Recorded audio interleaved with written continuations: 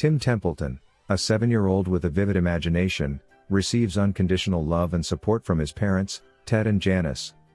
They join him on his imaginative escapades and work in the marketing department of Puppy Co., a job that impresses Tim. However, Tim's perspective changes when his parents inquire about his feelings towards having a younger sibling.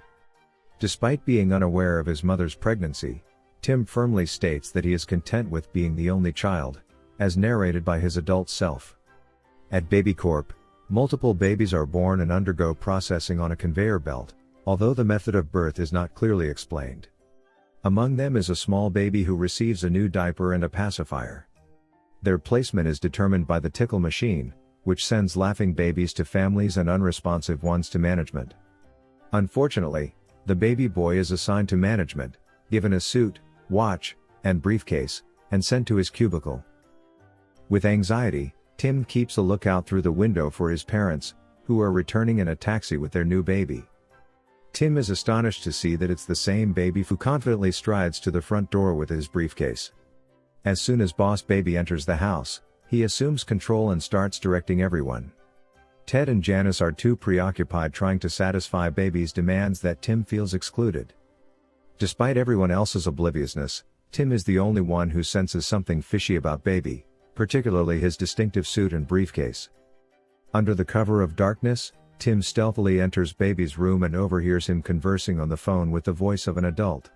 Baby seems to be plotting with someone until Tim interrupts and pressures him into confessing that he can talk.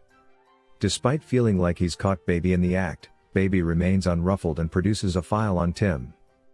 Baby warns Tim that he knows personal details about him, such as his middle name being Leslie, and that if he doesn't improve his behavior, he could be fired by Tim's parents.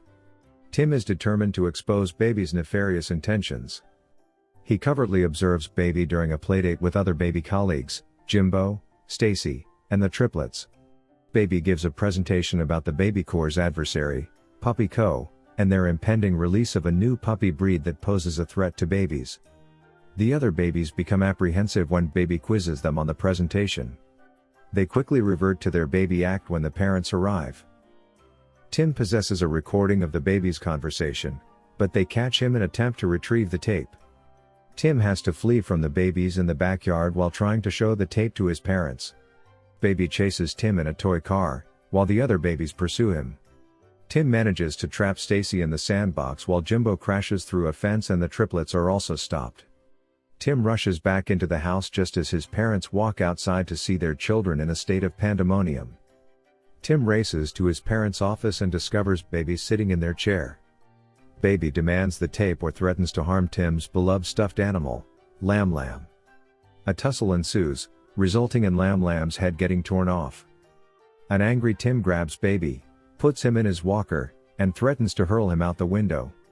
Ted and Janice walk in on the scene, prompting Tim to toss the tape into the street instead. Tim's parents ground him, thinking he is trying to harm his baby brother. Baby enters Tim's room and finds him crying. He decides to reveal his secret to Tim and gives him a pacifier to suck on, which teleports them to BabyCorp as holographic projections. There, Baby explains how he ended up in management in the strict hierarchy of BabyCorp, run by Big Boss Baby. He reveals his aspiration to be like the legendary super colossal Big Fat Baby and secure his own office and personal potty. Baby also tells Tim about the special formula that prevents babies from aging. When Big Baby catches Baby's progress on the Puppy Co mission, he warns him of the dire consequences of failure, including termination and being stuck with the Templetons permanently. Baby snaps them back to reality and asks Tim to help him with the mission to defeat Puppy Co., to which Tim agrees, hoping to get rid of Baby for good. The boys make an effort to deceive their parents by pretending to get along and playing together, all while collaborating to gather information on the new puppy. Ted and Janice extend an invitation to the boys to participate in Bring Your Kid to Work Day at Puppy Co. During the event, Tim is offered the opportunity to spend time with Ted and Janice, but he opts to stay with Boss Baby in search of the new puppy. In order to bypass security, Baby dresses up as a puppy and they enter a room to retrieve the file on the new puppy, which they need to replace. However, Baby accidentally soils the replacement file, triggering an alarm. The file they obtain turns out to be a counterfeit one. The boys are apprehended by Eugene, a person in a puppy co-mascot costume. Eugene escorts the boys to meet Francis, who discloses that he is the super colossal big fat baby, now a fully grown adult. During his infancy, he attained the promotion he sought and was highly successful. However, due to lactose intolerance, the formula that allowed him to maintain his position ceased to work, and he was terminated from Baby Corp.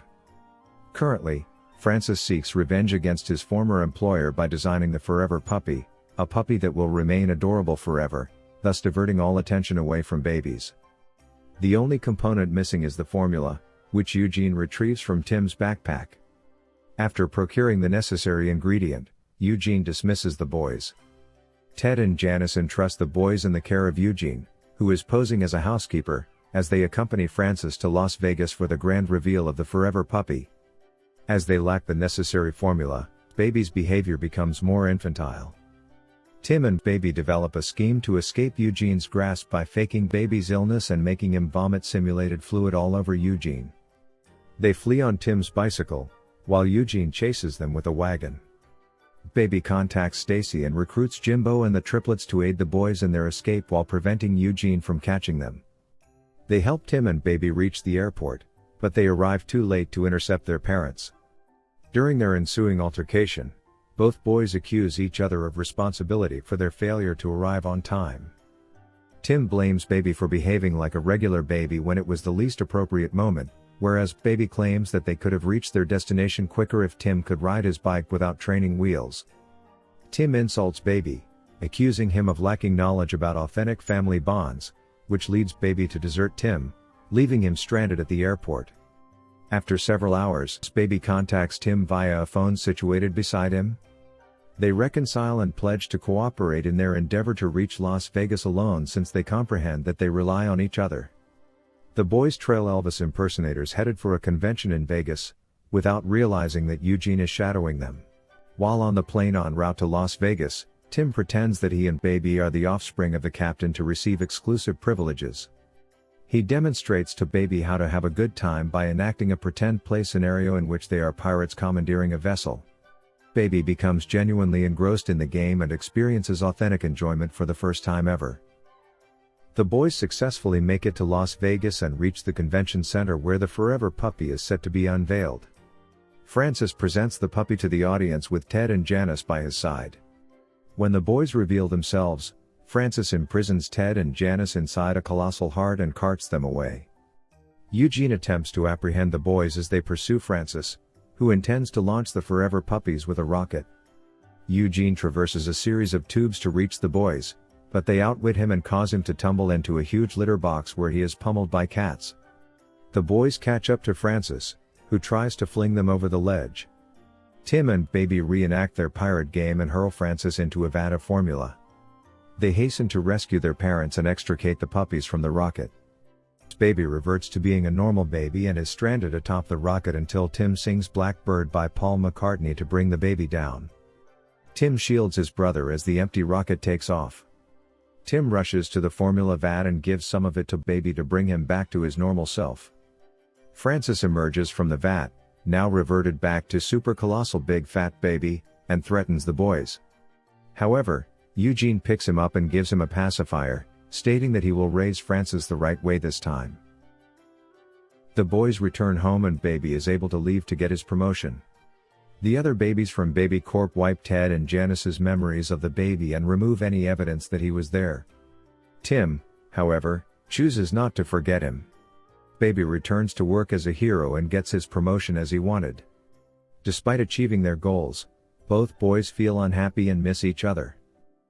After Tim sends a letter and some toys to Baby, he becomes excited and rushes to the main room to play with the computer. He eventually decides to quit his job at Baby Corp and deliberately goes through the conveyor belt to be sent down the family chute. After some time, the baby comes back to the family as a regular baby, and is now called Theodore Lindsay Templeton. Tim is overjoyed to see him, as the baby seems to recognize him, and rushes to embrace his new little brother. From then on, they embark on numerous adventures together. In a leap forward to the future, adult Tim narrates the story to his daughter who is eagerly anticipating the arrival of her new sibling. Adult Ted is also present, maintaining a strong bond with Tim. As they peer into the delivery room, Tim's daughter catches sight of her newborn sister, who unexpectedly rises from the crib sporting a suit.